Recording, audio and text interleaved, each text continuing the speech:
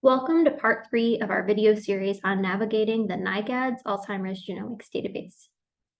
This video will cover navigating the NIAGADS Genome Browser. Picking up where we left off in part 2, we're on the bin1 gene page and want to view this gene in the NIAGADS Genome Browser. To do this, I'll click on the link to the Genome Browser here. This will launch a new web page that brings up the Genome Browser and highlights the element I just navigated from. In this case, the yellow section here will highlight the bin1 gene. At the top here is the schematic of the chromosome, and this red line denotes the section that we are in. As you can see, the bin1 gene is rather large, so let's zoom out to get a better view of the region. By default, the ADSP17K variant track and genes tracks are loaded.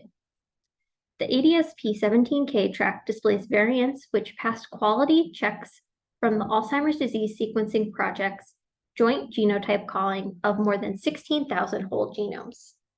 This track and the dbSNP track can be recolored by variant annotations, such as CAD score, consequence severity, consequence type, and coding variant.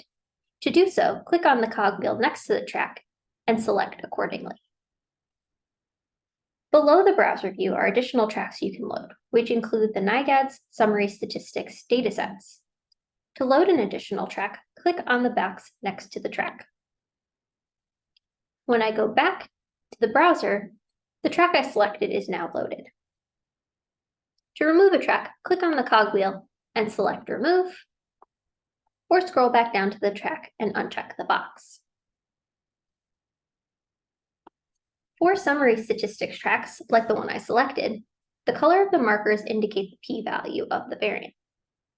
If I want to learn more about a track feature, all I need to do is click on the feature for a pop-up, which will provide a link back to the Genomics GB gene page or variant page.